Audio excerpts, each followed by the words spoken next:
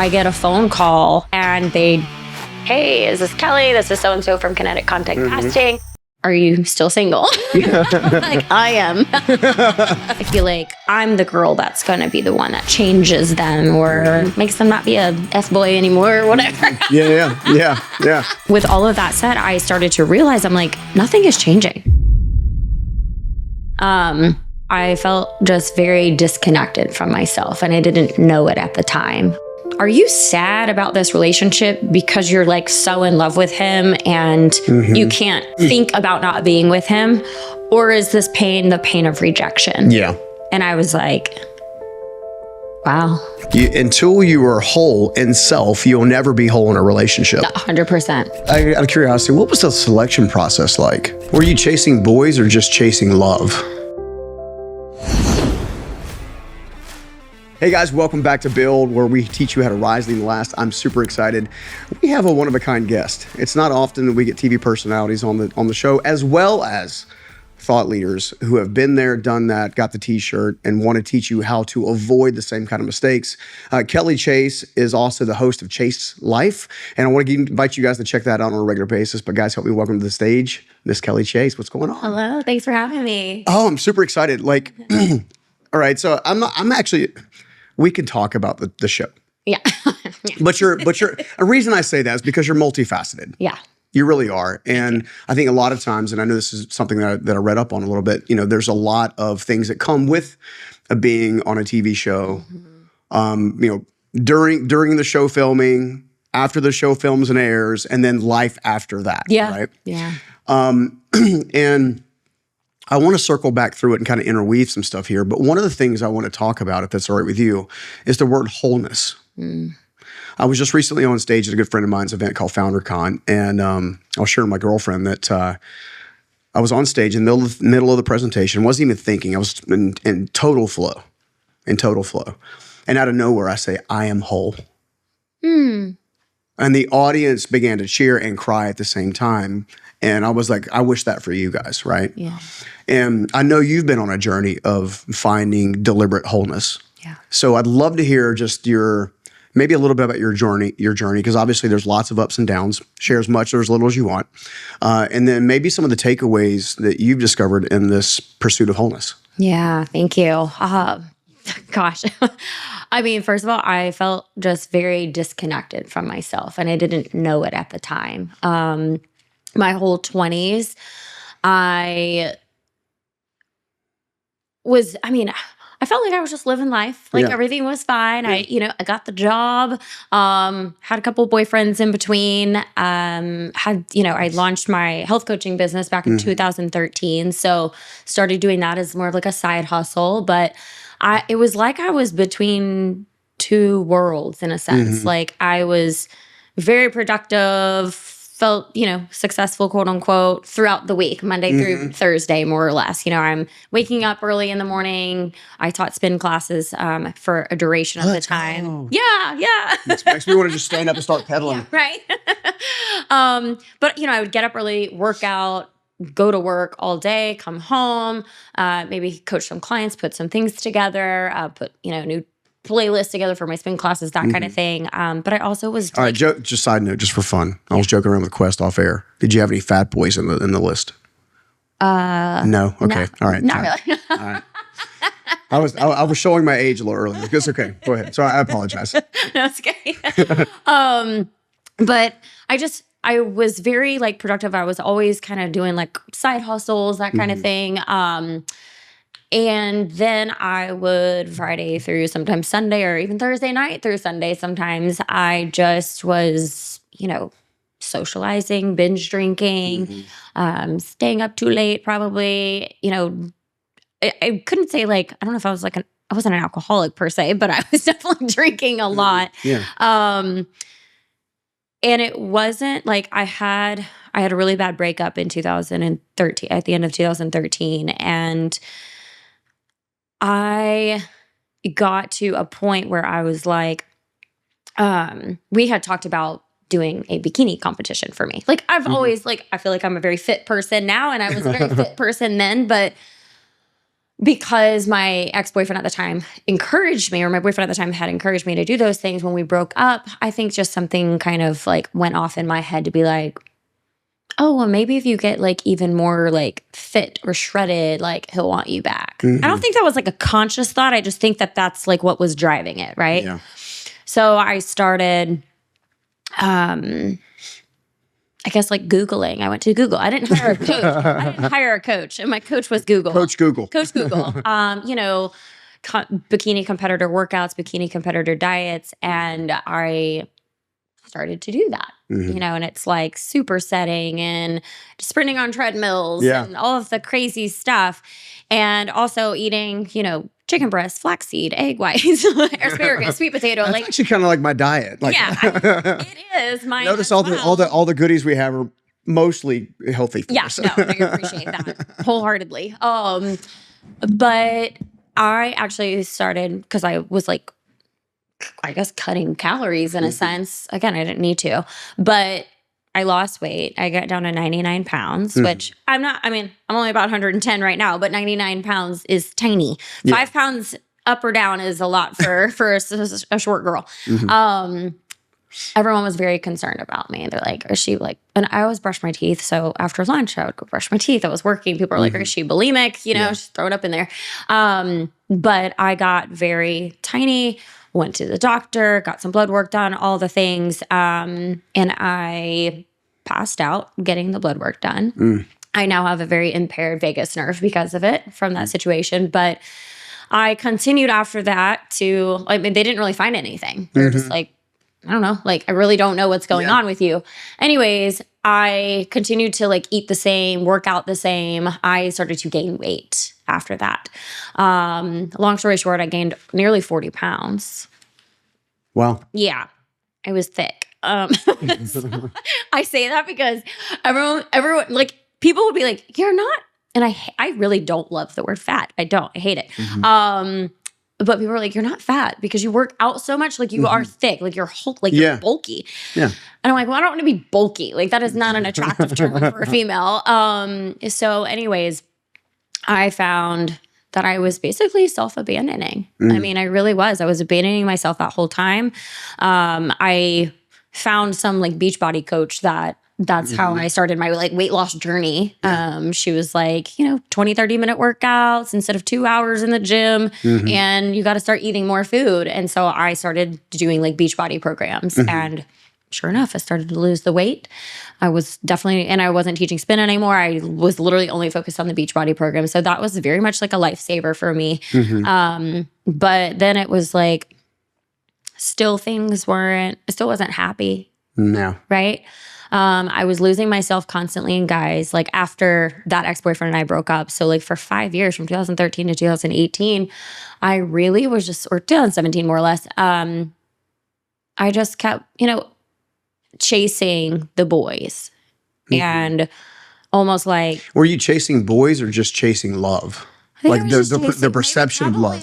Probably love. I mean, I felt very fulfilled with like friendships and whatnot, but it's like, a guy would show me attention. I would be like, oh, he likes me. But there was like never really dating. Like, we never really went on dates. I say prematurely would hook up with them because I just didn't, I just people pleasing. I didn't want to get rejected, that kind of thing. And at the end of the day, I still got rejected because they didn't want to be with me. And I had one relation, I kind of had like a fling with a coworker. And after, he was also like, I can't, we work together. And I'm like, well, I'll quit. I'll quit this work. Like, it's fine. I've been here for I don't need a financial future. It's fine. As long as we can be together, I got you. Like, I'm so goofy. But anyways, it was probably 10 months to a year that, we like literally sat across from each other. And so it's like emotional cutting every single day that I was going to work. We happened to both put in our 2 weeks notice about the same time. Oh, wow. So he did it first and I was like, dang it, you can't like leave me. We were on the same team. So I'm like, if we both go, like, there's one team member left. Yeah. But anyway, so I was like, no, I have to choose me. I have to do this. So, and I was getting, with like my coaching clients from health coaching, I was like, I can do this and like personal train. I just need to pursue this entrepreneurship thing. Yeah. And so but with all of that said, I started to realize I'm like, nothing is changing. Like these last 5 years, I've literally been doing the same thing. I get up every single day. I go to I work out, I go to work, I come home, I'm preparing for a coaching client or a class, or I'm bartending, or I'm doing something to add more money to my bank so I can like keep up with the Joneses. I'm binge drinking on the weekend. I'm losing myself in guys. I'm not getting closer to anything that I'm wanting in life. You know, I don't have a boyfriend. It's been 5 years. And so I was like, everything has to change. And so I left corporate America in 2017. Granted, I've been back in and out of it since, but I left in 2017, pursued my coaching and personal training, and I swapped going out on the weekends to reading personal development books and listening to podcasts. And I literally have read more books in the last 7 years than I have in my entire life. And it's called awareness. Yeah. It's so much personal development. I think I've read maybe like 3 just fun, enjoyable books in the last few years. And I'm like, okay, that was like a nice thing. But I always come back to like studying the mind and just the self-help books altogether. But so 2018, we filmed Love is Blind. We started to film the show. When I got done filming. Out of curiosity, what was the selection process like? So for me, it was interesting. Everyone was poached because it was a new show. It was like pilot season for us. So everyone got poached like through Instagram or Facebook or TikTok, I guess. But me, the ex-boyfriend from 2013, it was like maybe 2014 or 15. I received a text message from him, and we were like mutual friends. Like, you know, I was the girl who ended the relationships with the boys and was like, I'm cool. I can still be your friend. Which didn't work because nobody doesn't. Every time he brought a new girl around, I was like cutting. It was terrible. But I was still just like, I'm cool. I'm fine. Like maybe if he sees that I'm cool, like he'll want to be with me again. Abandonment and self-denial. It's so crazy. But anyways, he sent me a text like, hey, I got a call from a casting team about this dating show in Atlanta. I can't do it because of my job, but I gave them your information. There's part of me that was like, thank you. Like, should I be offended? Like, they don't think I can find my own like love. But that was back in like 2014, 15. And that was for the show Married at First Sight. And I had interviewed, I went through all the Skype interviews, all the things, and got the contract for that. And I read the fine print and I was like, nope. I'm not doing that. Because now I'm curious about the fine print. I mean, it was basically saying like because Married at First Sight, the first episode you film is you walking down the aisle to marry this stranger. That's the first episode? Apparently. I've actually never watched the show, but I mean, I've watched the show, but it doesn't seem to start Married off like at First Sight. Yeah. But you walk down the aisle to marry a stranger. And oh, that's right. So I like read, but it was basically saying if you like commit to this, then you back out before that, like you will owe the company like X amount. And I was like, well, I don't have that amount. So can't take that risk. No. But we're trying to break that pattern, by the way. No. So I just said no to that opportunity. So fast forward 4 years later, 2018, and I get a phone call, and I usually did not at the time pick up random phone numbers, but for whatever reason, the caller ID said Santa Monica, California, and I love California. And I was like, this sounds like one I want to answer. And so I did, and hey, is this Kelly? This is so-and-so from Kinetic Content Casting. We have this new idea, this love show, dating show. We're going to start filming in Atlanta in a few months. We had your file from last time. Are you still single? Like, I am. Proudly. Yeah. I am still single. But so we filmed 2018, and it was like, it was such an intense situation and experience for 7.5 weeks, nearly 8 weeks. And I had taken time away from my coaching. Like I put everything on pause to like focus on the show. And I was in an understanding with the guy. We did not get married on the show, but I heard, but you basically got to the end of the show. Yeah. We were at the altar for sure. But we had agreed like kind of, whatever happens, we're going to continue dating afterwards.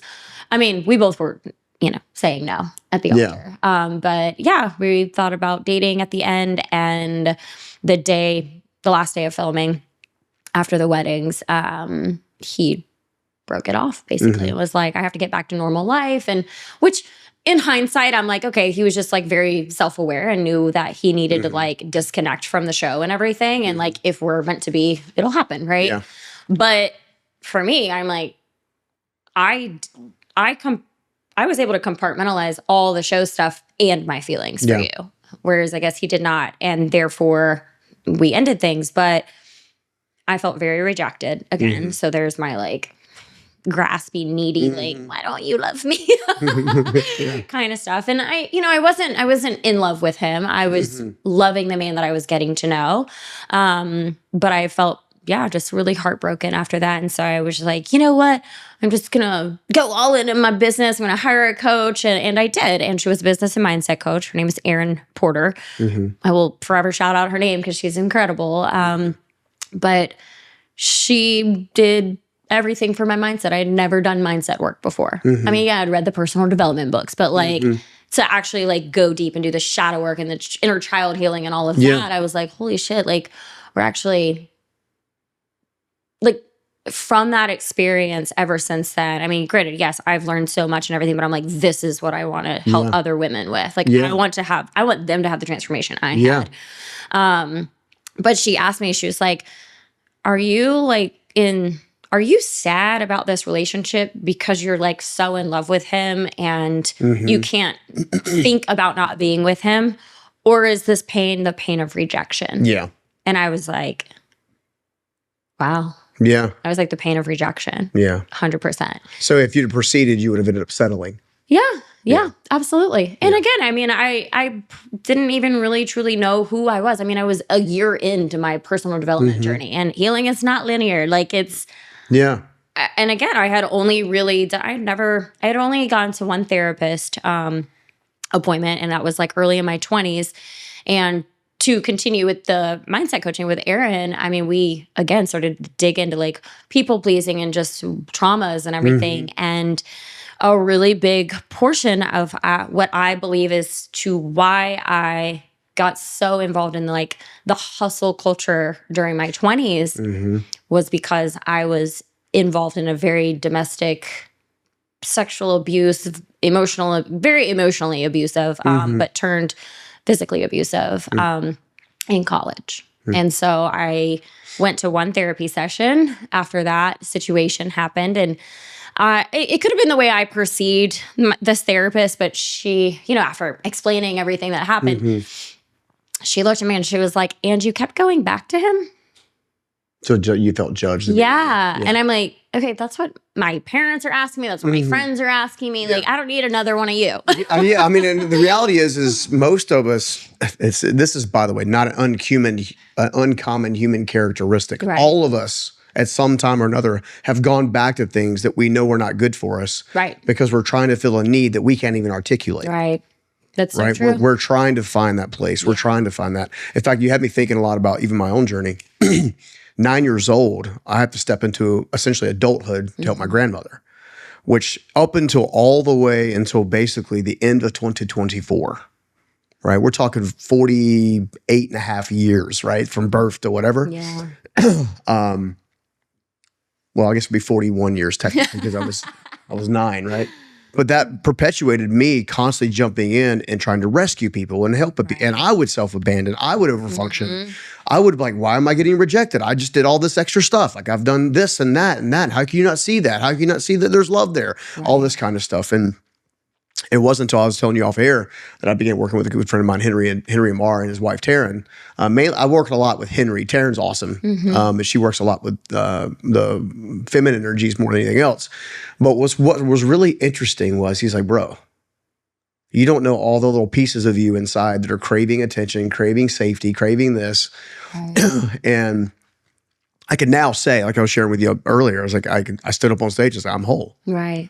right? And that just fell out of me. I don't know that I ever could have articulated that, which is pretty wild when you go backwards, because when you go backwards, I realized that until you are whole in self, you'll never be whole in a relationship. 100%. You know, and it sounds like that you were definitely on that journey. So yeah. Oh yeah. Yeah. I mean, it was interesting. Like after the therapist appointment, my mom came and picked me up and she was like, so did you book your next appointment? I'm like, no, I'm good. And it was fascinating. Maybe like a month ago today, a month ago, my mom and I were talking about something and I had shared about this experience from college on another podcast, and she listened to it and she was, in tears and everything. And which she knows the story, but just to hear it again, she was like, it just broke my heart. And she's like, if I knew what I know now about therapy, because my parents go to therapy, and she's like, if I knew now, she's like, I would have been like, well, that therapist didn't work out, but you're still going to therapy. Yeah. And she was like, but I just didn't.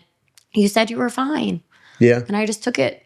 Yeah. And I was like, well, I mean, I think we all say we're fine. We all say we're fine at times for stuff like that. I mean, Henry would tell you that I was probably the most stubborn friend. Right. Even this is what he does for a living, right? Yeah. And what was really interesting is he would he said something. He says, when people show you who they are, believe them. Yeah. Like stop portraying or projecting what you think they could be. Absolutely. Like they are who they are in this moment. And if they decide to go do their own work and whatever later on, fantastic. But you need to focus on you, bro. Yeah. Oh, I would probably say up until a year ago. Yeah. It still was I was still holding on to this.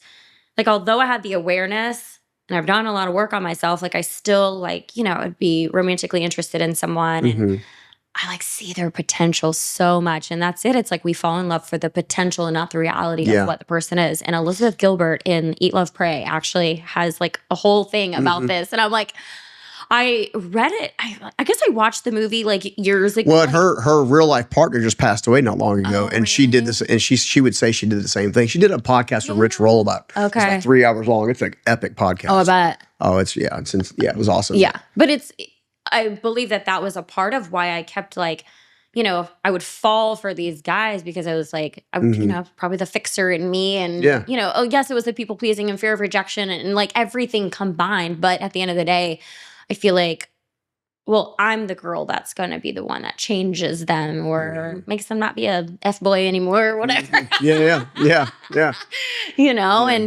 it's just been so eye-opening, though, to see. I'm like, okay, no. Or I guess the narrative of they don't want to be with me. What's wrong with me? That deep wound. And I dated someone last fall and he kind of ghosted at the end of everything. And I was I saw him maybe a month later and he was like, I'm so sorry. Such an ass kind of thing. And I'm like, that's your personal stuff. Yeah. You got your own personal thing going on. I didn't take it personally. Yeah. Because I know I'm great. Yeah, right. Well, I think one of the things that's been so freeing for me is I've been dating someone now for about a little over 7 months. But obviously anytime I had a relationship end, I would not date anybody for 6 or more months. Right. Because I wanted to figure out extrapolate what the takeaways were. And I began a journaling practice during that same season called What I Hear You Say Is. My journal sitting on the couch, and I'd wake up every morning, normally 5:30, go out here, just turn the lamp on and just sit down and what I hear you say. And I did that for 6 months straight. When I did it, it's funny, I would come up, sometimes I would have one word that would give the next word, and that would be all I have. And then next thing I know, I had 3 pages. Yeah. Sometimes I would just get massive downloads, all this kind of stuff. What was really interesting is that was a key piece of the healing journey that helped me respect autonomy and relationship. So the most freeing thing that I've discovered in a relationship is you do you, boo. Right. I do me, boo. Right. And if we're aligned, fantastic. We, I won't say do each other. That would, but you know what I mean. Yeah. Kind of thing. Exactly. And here I am, almost 50. I'll be 50 in January, which is just nuts to me. Yay. I don't feel 50 at all. I feel like I'm 20. I'm just feel like I'm finally stepping into my 25-year-old self. I mean, same. I just turned 40 back in July. 20 something. Yeah. So, so you got this interesting dynamic going on. Yeah. And one of the things I shared from stage this past weekend was, and this is something I didn't know, it's I thought every time that something didn't work out, I was being punished. And what I discovered is I was actually stepping into a forge. I found that each relationship was there to help me identify where the wounds were so the wounds could actually be healed. Right. One at a time. For example, like I'm gonna ask you this question in a second, but like the common denominator of what drove my behavior was this need of trying to rescue my grandmother over and over and over and over and over again. Like she was my world. Yeah. And I did everything in my power as a 9-year-old little kid, making meals for my little brother that, like out of milk or out of water, right? It's like I wasn't making like steak dinners, Right. Getting him dressed in the morning. And he was, here I am 9, he's 6. Like I used to have toys. I had a G.I. Joe and a Transformer in one hand when she first had the first conversation with me. And then I thought if I was just good enough, Yeah. if I was just good enough, I worked hard enough, that somehow I could help save her life. You know what I'm saying? Mm-hmm. And then that behavior, you don't realize these emotional anchors. I'm a big believer in just somatic work. Like, I'm going to butcher her name. Please don't get mad at me. It's just a really hard name to say for some of us, okay? Shalana Ayana wrote a book called Becoming the One. And she was a guest on the show virtually a while ago. And her work is magnificent. And that was my first introduction to somatic work. Yeah. Like actually understanding that, and I did like 6 or 7 years of normal therapy where it's like you go and sit down, you just talk, Right. How are you feeling today? Yeah. Okay, It's not the same. It's not the same, right?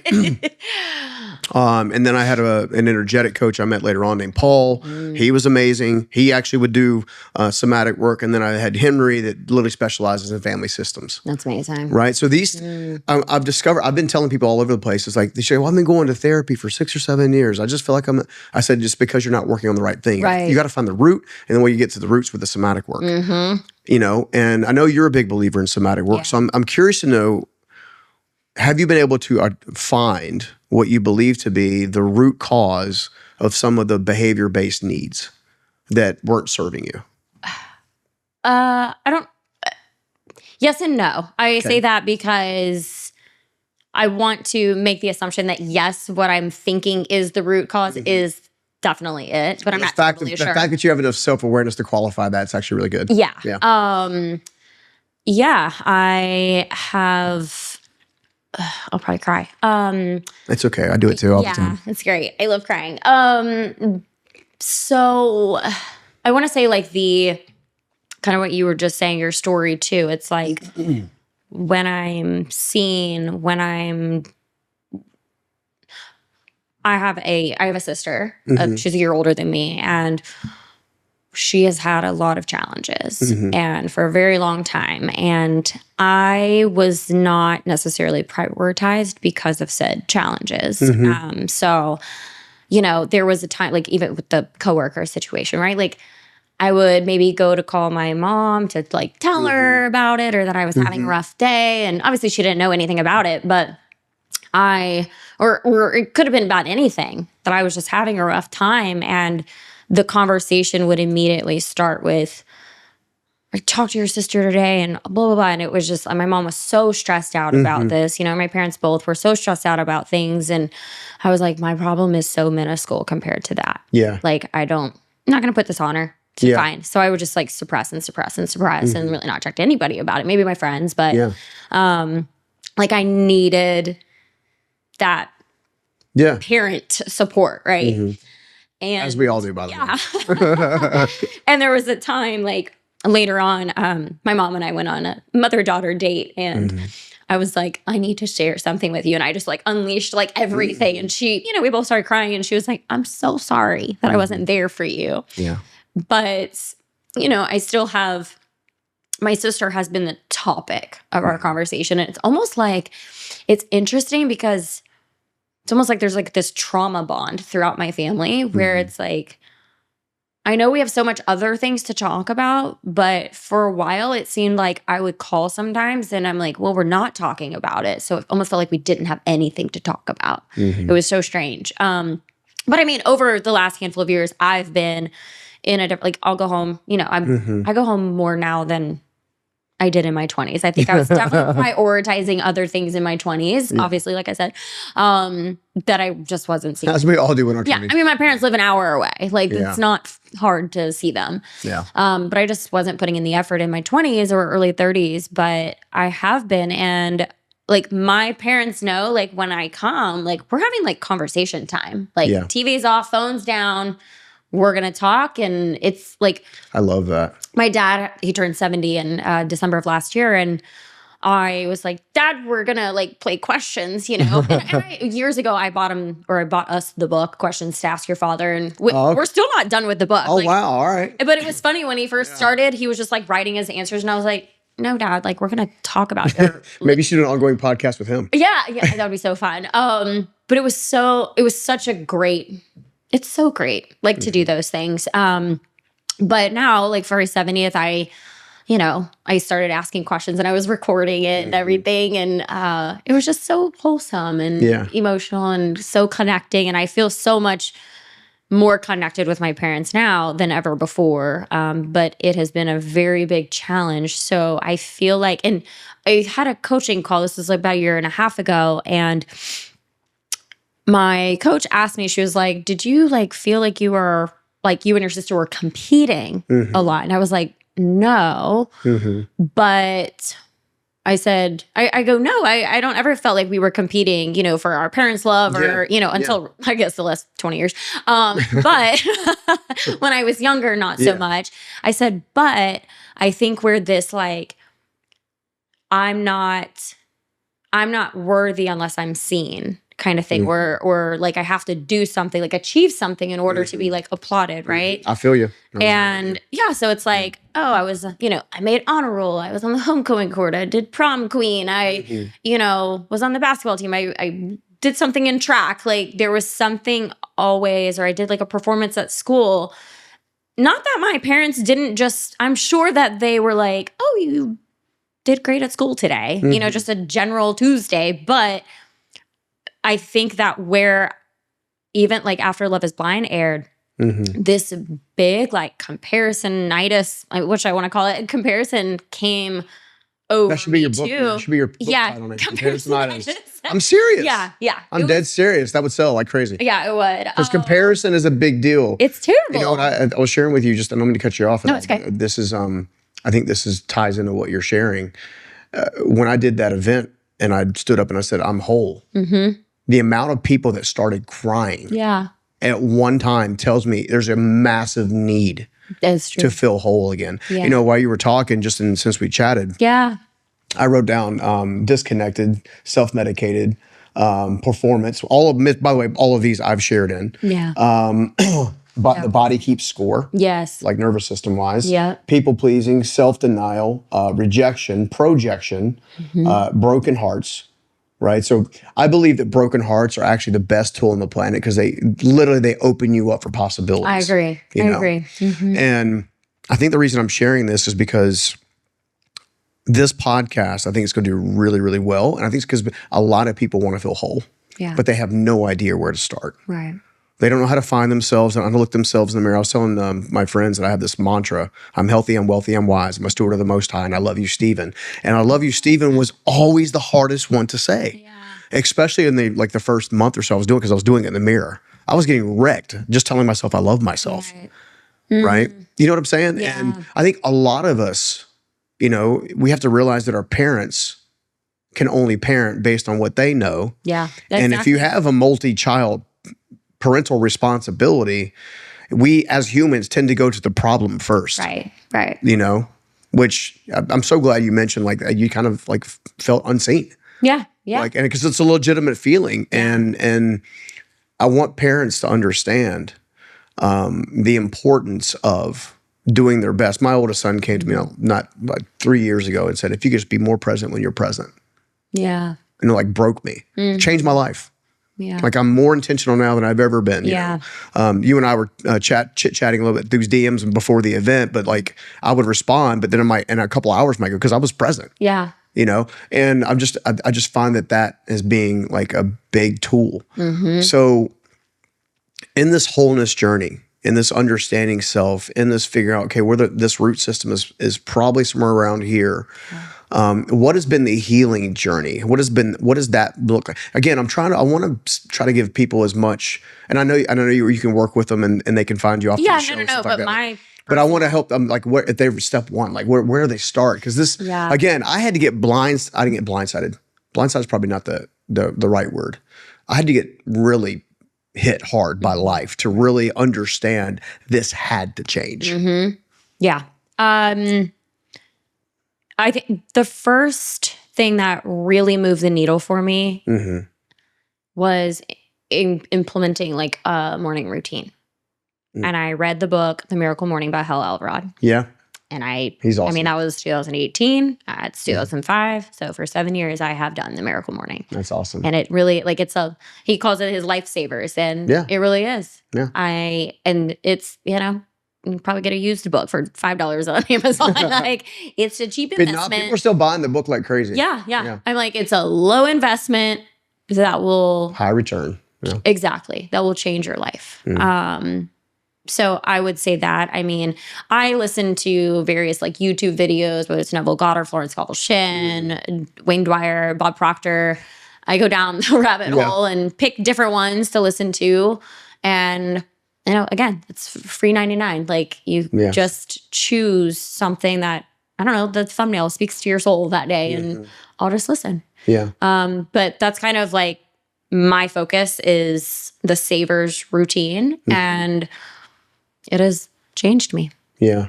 I mean, that is what has connected me to myself more than, and not to say more than anything. I mean, triactive breath work really connected me to myself. But I honestly, I would say that's where people can start, is get that book, read it. It just changed me. That's awesome. Yeah. Thanks for sharing that. Yeah. I was thinking, you also said not that long ago that at an early age, you already knew you wanted to be on TV. Yeah. So I'm gonna try to bring it full loop and interweave it all together. So, because I sense that there's a bit of a drive with what you already described to be seen. Yeah. But then there's also the side of you that has a bright personality, and it's like, you know what I'm saying? Like, so I'm curious. So, like, talk to me a little bit about that journey.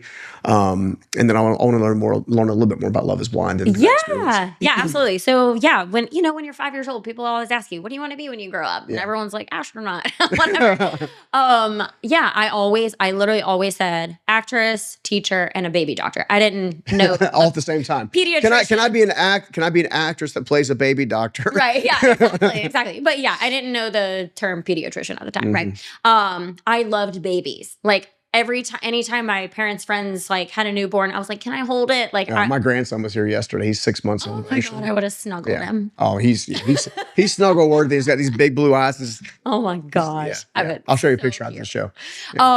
But so, it's all is good and great until, college time starts to come around. And so I guess it was like my senior year and a junior year.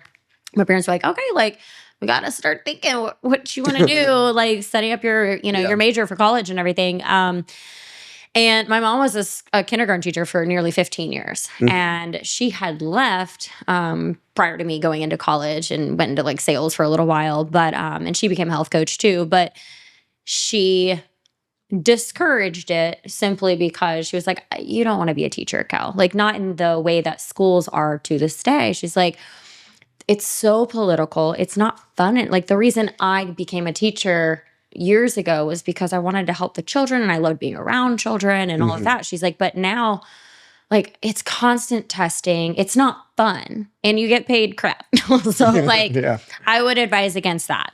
Acting, you're going to have to like know someone. Like, you can't you're not just going to be like Angelina Jolie tomorrow.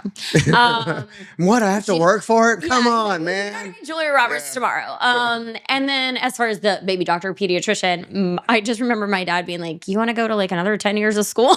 I was like, no, I really don't. I don't want to do that. Not that I didn't like school. I love school, but probably for more of the social aspect. I had great grades and everything. But so I went to UGA, and you don't really have to pick your major technically your first year because it's just foundational classes. And then I'm like, okay, well now it's May, so I need to figure this out. And my sister, she's a year older than me, so she was doing fashion merchandising, but she really wanted to be doing that, fashion design, that kind of thing. Yeah. And I just chose fashion merchandise, picked a degree, and got a degree in it, and that was all she wrote on my dreams. So fast forward to, nearly 8 years later, and like I said, my mom had become a health coach, and she encouraged me to go through it. And we were raised very like holistically, very clean family. Yeah. But anyway, so I did that, and as I started coaching, I was like, okay, like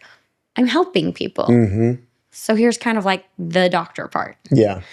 And then obviously I did the reality TV show, and I'm putting even more like digital courses together and all this. And I'm like, wow, this really came full circle. I'm like, even if I didn't do the reality show, although that was kind of like the acting part, but like, even if I didn't do it, I'm creating these courses where I'm doing a video. And then I launched a podcast later on. It's like, I am acting, I'm teaching, I'm helping. Let's go. And I was like, how cool is that? That's awesome. That's awesome. But I still also want to do more TV. I love it. I don't know what that looks like. And, people are like, would you ever do like a show like Love is Blind again? And I'm like, not with a wedding at the end. Like, put me on a dating show all day. Like, that's fun. I do feel that reality TV is very toxic. I don't reality. Yeah, it's not reality. Parts of it, yes, but there is definitely a narrative that production creates and can spin things, and it's just not real, and it's very toxic. I've maybe watched a couple seasons or a couple episodes of reality TV show prior to going on Love is Blind. I was never like a Bachelor girl or anything else. Bravo. I've never seen a Real Housewives of anything show. So it's just like not my thing. I love drama series, real acting. And but with that said, and maybe I get into like actually scripted work. I don't know. Like I would love to actually pursue that. But I feel like those could be tools for me to create more impact if I am more seen. And I want to loop back to like my need of being seen.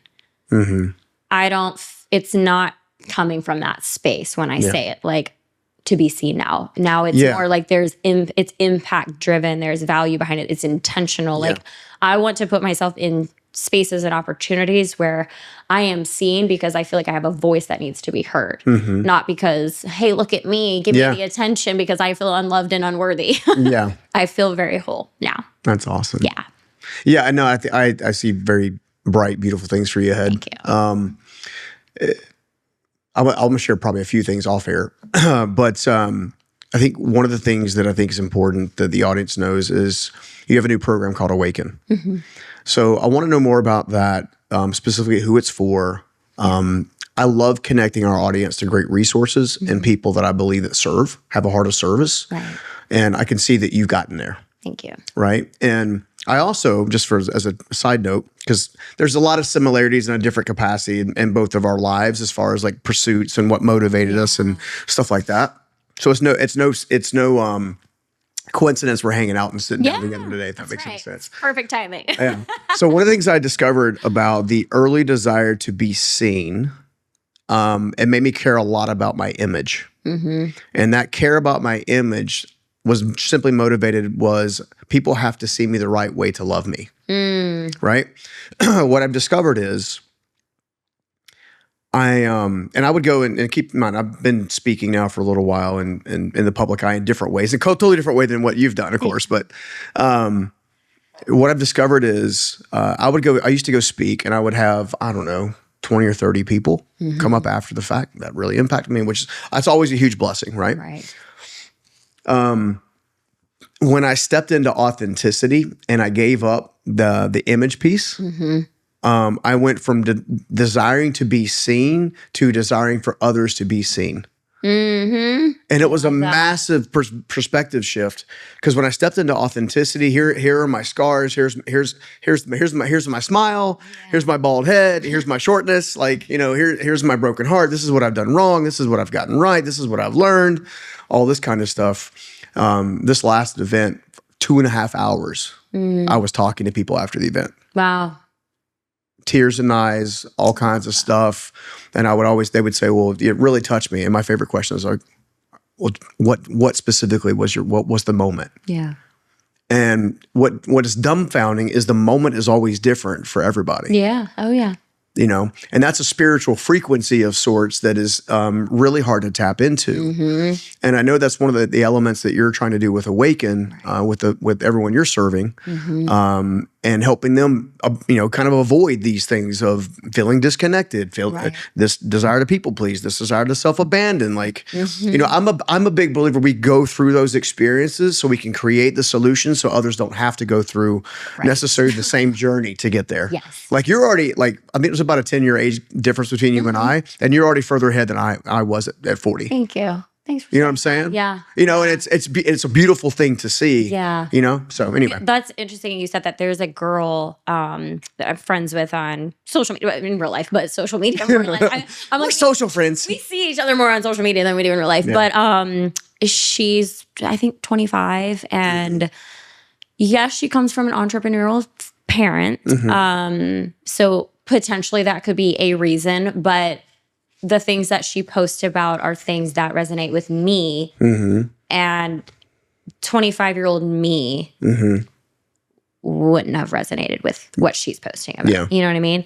And I'm just like I always am like, I'm so like, your life is on this beautiful trajectory. And like by the time you are my age, like the world is your oyster. Like you can do anything. And the fact that you have this mindset at the age of 25 and that you continue to like study personal development and like just go after things that light you up, I'm just so proud of you. Yeah. It's just such a neat thing to witness. So yeah, it's That's so awesome. cool. All right, well, tell me about Awaken. Like, tell me more about this program. Yeah. I know you've been working under the hood for a long time on it. I'm launching it. I mean, it's basically, I created a few courses over the last handful of years. One is around more or less money mindset. But that is probably a 12 module course. And it's funny because I'm like, I'll take other people's courses and I'm like, it was like a 3-minute video or something. Mine are like 45-minute to an hour long videos. So it's going to take you a little while to go through these, but listen to it while you're driving in the car or whatever. But law of attraction, law of vibration, a lot of like manifestation. But now what I'm like, they're spiritual practices, getting yourself into the frequency to attract more opportunities into your life. And it doesn't necessarily have to be money. It can be love. It's getting yourself in the vibrational frequency of abundance. Yeah. And that was the reason I included this course into this Awaken program was because it was such a transformative thing for me to uncover my stories around wealth, success, having money, not having money, like even good debt and bad debt, like learning really how limiting I have been to myself and the stories that I've told myself. And like, I consistently do money mindset work. I'm constantly reading a money mindset book or listening to a Bob Proctor thing on money mindset. Like, it's so connected to us spiritually more than anything. So I really want to help transform women's relationship with money. That's awesome. I mean, scarcity and abundance both have a frequency. It does. Yeah. And then there's another set of modules around like self-love and, essentially leading into dating and relationships, but to help women, create beautiful boundaries, healthy boundaries, coming from a heart space, getting curious about themselves. So taking themselves on solo dates. A lot of women have a really hard time even going to the bathroom alone. Right? I think humans have a hard time to go to the bathroom without a phone nowadays. Yeah, without the phone, right? Yeah. Exactly. So go be present with yourself. Yeah, exactly. That's one time a day you can definitely do that. Right? Which is kind of funny because like my condo where I live in Atlanta, like I will always have my phone in my hand for whatever reason. I'm like, Kelly, you're literally walking 40 feet to go to the bathroom. Like, you put your phone down. You don't have to take it into the bathroom with you. Yeah. Right? You can take a minute. Yeah. So I've become more aware of my dumb behaviors, more or less. But anyway, so I really want to help women also transform their relationship to themselves. And then from that, and of course, we're going to like talk about all these, like the lifesavers concept and all these little like rituals and habits that I have done to get myself to where I am feeling today. Again, from that place of like abundant and like whole. And earlier I was like, I'm great. Like, you know, like I don't say that from a place of feeling conceited. Like Yeah. it is just like, I know like my worth and I know how deserving of a beautiful life I have. Like, and I'm like, knock wood, if anything were to happen to me today, I'm so grateful for the life that I have lived. So grateful for all the challenges. I'm even more grateful for all the hardships because it brought me to here. Like you were saying earlier, it like opens you up, right? A heartbreak. And it really does. But I really want to help women get here faster. And it's possible. I mean, if you stay committed, you learn these things. If I can just put it all, I've put it all in this course or in this program, and I'll do a couple of, like live coaching and that kind of thing. Which I think is important for sure. It is like the connection. I mean, honestly, if I could do like in-person coaching, like that would be great. And I'll probably take it. I would like to be doing more like in-person retreats, workshops, that kind of thing. Immersive retreats can be awesome for sure. Yeah. And the last bit of the AWAKEN program is, hey, you know what? If this has inspired you to, or activated something inside of you that you want to do what I'm doing, here's a basic like 5 modules on how you can create your own coaching program based on maybe something that you've gone through. And here's how to create a high ticket offer. Here's how to create digital courses, hone in on who your niche is, and how you can like actually do this too and create more impact in this world. That's awesome. Kind of awesome. Full circle. Yeah, very cool. We'll make sure the links are all in the show notes and all that good stuff for sure. I think, one of the things I was just thinking of is, we were talking earlier about relationships and the importance of being whole to attract wholeness. And then I just had this another random thought. Because that's my brain works. So I actually talk in fortune cookie just to give you an idea. But it's like, it's one thing to want love. It's another thing to experience healthy love. And most of us don't want to do the work it takes to create healthy love. So therefore we attract more problematic, even toxic love, not realizing the greatest love you'll ever have is the one with yourself. Right. If you can get that figured out, the other things flow. It's funny when we talk about vibration and frequency in general, what's really interesting to me is the vibration of actual love and actual authenticity. Like you want to attract this mysterious spouse, this mysterious person, right? My prayer to them is the same as what was spoken over. It's like, I pray that whoever this person is, that they're actively doing their work right now. Right. And then having faith, in my case, is God and Jesus, but having faith that that work is being done and at the appropriate time. You're just doing your thing. It'll come to pass, right? So one of the things that Henry told me is like, your person's going to find you when you're on mission. Right? Not necessarily in a bar or a place of, I don't know, a traditional meat market of sorts. I mean, we've all done this stuff. This is not like, I'm not talking down to anybody, but it's like, and he was right. I just said, all right, what's my calling? Where am I supposed to be operating? How can I be the most impactful of greater service? And then somehow there's a biblical story of a guy named King David, and Michal, or someone would call her Michael, was one of Saul's daughters, and she overheard him singing. Now they play this out in the House of David TV show and stuff like that. A whole lot better than it's written. It's like a little blurb about this big. But essentially he was on mission. He was on frequency.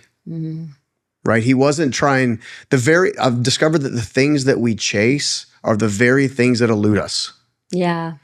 If we stop chasing it, everything seems to find us. It's the most bizarre, like, it's like, okay, there's this world of, some would call it this 3D world that operates. Okay, well, if I chase it, I'll get it. Right. But then there's the actual, what I would say, the creative force that basically says, if you let it go, it comes to you. It's the most bizarre thing in the world.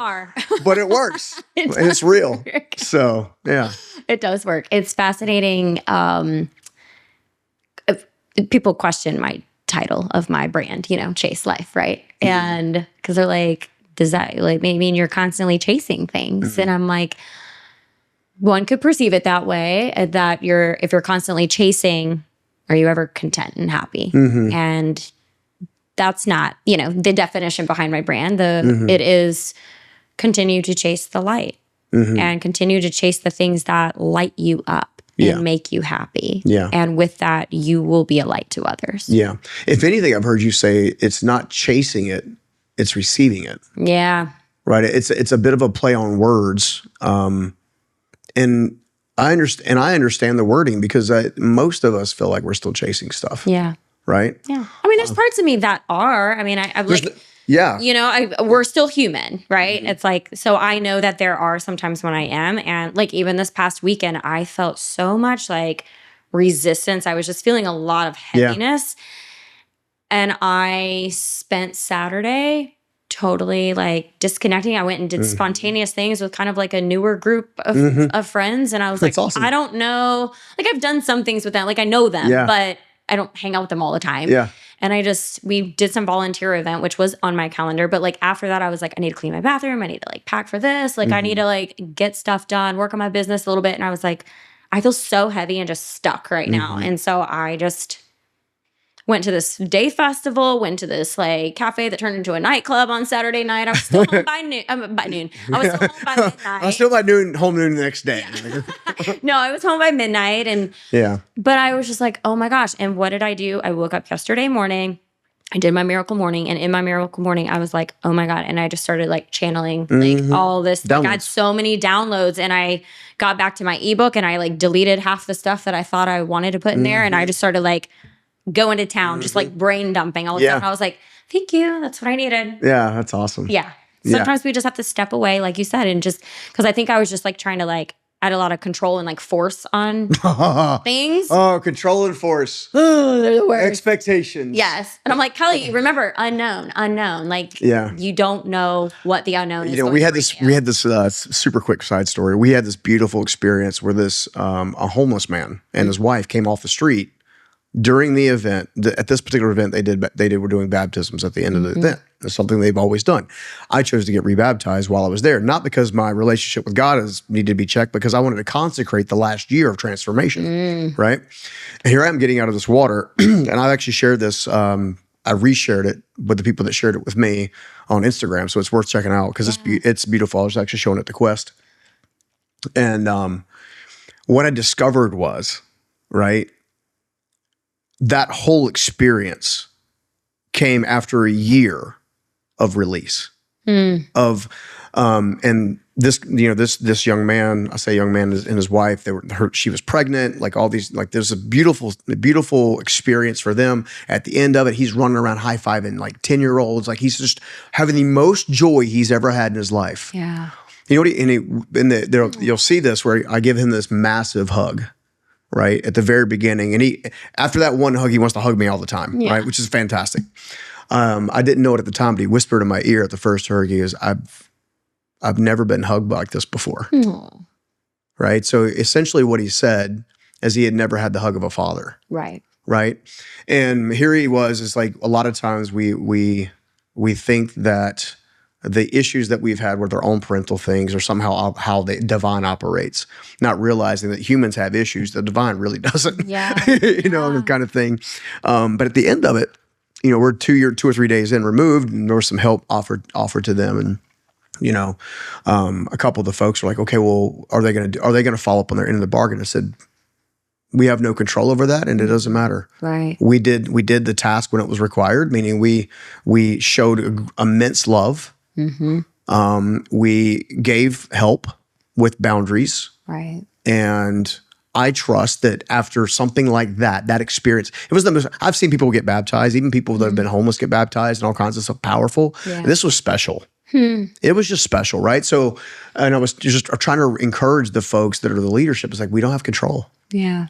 Let it go. Like we did the thing. Right. We showed love. Like, just trust the seed has been planted. Absolutely. And I'll say that as someone who my biggest struggle in this over what I call performance and over functioning thing is, my biggest struggle was trying to control the outcome. Yeah.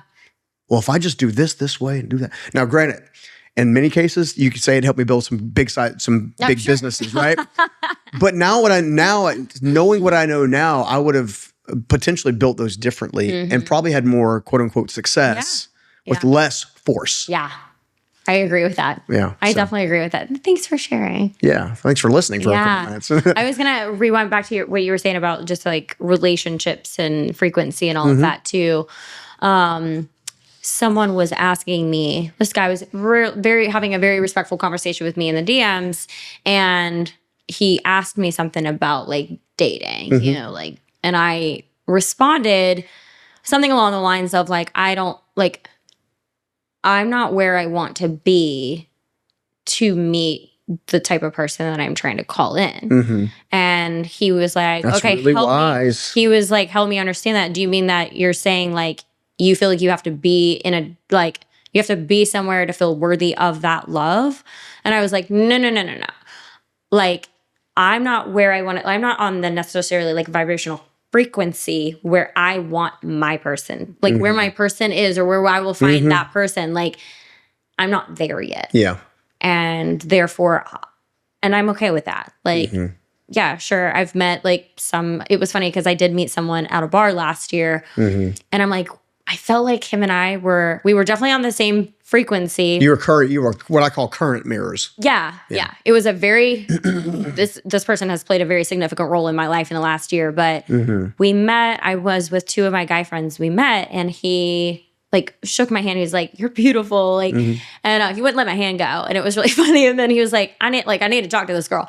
But he was like, "Wait, what's your name?" And I go, "Kelly Chase." And he was like, "That's crazy." He was like, "I was just at a house party and this girl's talking about you." She was like, he goes, "I've never heard your name and I've never met you before. I've never seen a picture of you, like nothing." He's like, "And now I'm meeting you. This is fate. We were supposed to meet tonight." Like, I was like, "Yeah, sure." And then we talked, and he was asking me very like high level questions. And like he even said, he asked me what my attachment theory was, or nice. what my attachment style was. He's on path. Yeah, That's good. Yeah, he asked me what my attachment style was. You need to know what attachment theory is. Just FYI. Yeah. He's like, "What is your attachment style?" And I was like, the fact that you know that even exists, like what?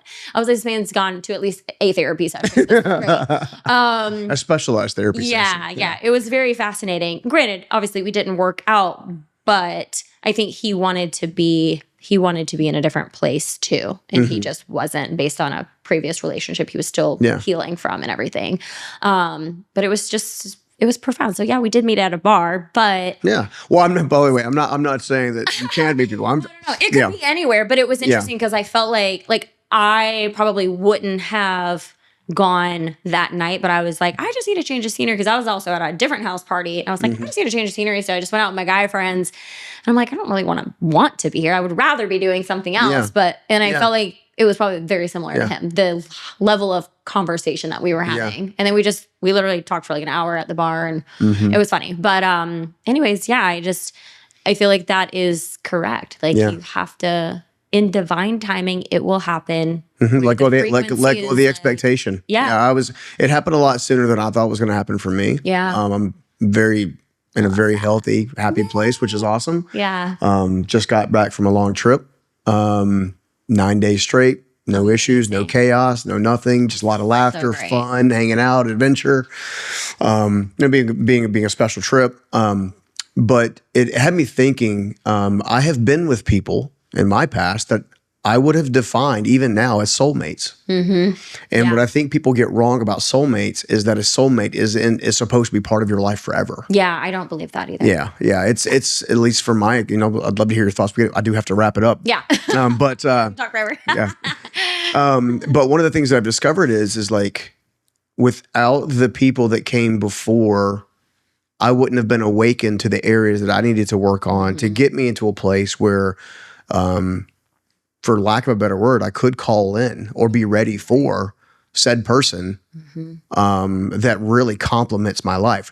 Doesn't complete me. Right. I don't need it to complete me. Right. Because you were whole. Yeah, because I'm whole. And I think, and again, when we're watching TV and we're watching media, we're like, I want to live it's like a permanent vacation life, which just doesn't exist. Right. Every now and again, everyone's going to get up with bad breath. Everyone's going to pass gas from every now and again. Like you're going to have traffic jams where like one of you is like super calm, like watch out the brake. It's just like, like we forget life is life and it's real. Right. So it's like, who can you do that with and still have fun? Yeah. Exactly. Absolutely. Yeah. I agree with you. And I think we were going back to Eat, Love, Pray, Elizabeth Gilbert. She mentions that within her book, that these people that came into her life were like soulmates for her, and ever since reading that, I was like, I love that about it, because I feel the same. Like, there are people who have played significant roles in my life that may have been a catalyst for my healing journey. Or, I felt like I was all healed, right? Yeah. And then, this person comes in and knocks me off my feet again. And I'm like, oh my God, like, and then I will say probably a lot of the like self-shaming of like, well, you knew better. You shouldn't have like allowed this to happen or allowed these low accountability behaviors. But I'm like, okay, well, obviously I wasn't in a more, just higher vibrational space. Well, I had anxious attachment for the longest time. Yeah. And I do too. For whatever reason, it's like fearful avoidant over and over again, over and over again, over and I was like, wait a minute. And what I discovered was here was my little mental hack when I was kind of like coming through the other side, getting into the secure style, was if I feel like I need to rush it at all, I'm actually in anxious style, right? Rather than it will be what it will be. Right. And if it's to be beautiful, it will take time. Yeah, right. It will take real time. And so rushing to the altar, rushing to the engagement, rushing to like build the family, like rushing, didn't serve me. Yeah. Doesn't serve me. So anyway. Yeah, I agree with you on that. Yeah. I know, it's funny because I'm like, okay, yeah, I'm 40 now. Everyone thinks they're like, okay, Kelly, like, did you freeze your eggs? Do you want to, like, all these things? I'm like, I just, like, my desire, I want a child, but my desire to have children has decreased over the years. But I want a life partner. Yeah. And I'm like, that's my priority. Like, that's my focus. Not like my focus, like I'm being anxious and all that. But it's definitely an aspiration. Yeah, it's an aspiration to have a life partner when we have children. Okay. Ideally, I would like to be with my person for a little while. Yeah. Before we even think about having a kid. Like, I don't want to rush anything. I just want it to be beautiful and peaceful and on its own timing. Awesome. We're going to wrap it up because we have to. We could talk for days. Kelly, we'll definitely get you back on for sure. Thank you. Guys, hope you enjoyed this episode of Build. Don't forget to like, subscribe, share, do all the things. As you guys know, it really helps. And I don't say that just to say that, even though it might seem like I'm saying that to say that. Like, legitimately, it helps us reach more people. So thank you so much, Kelly. Thank you so much for coming on. Thank you. Thanks for having me. Awesome. That's going to do it, guys. Take care. Peace.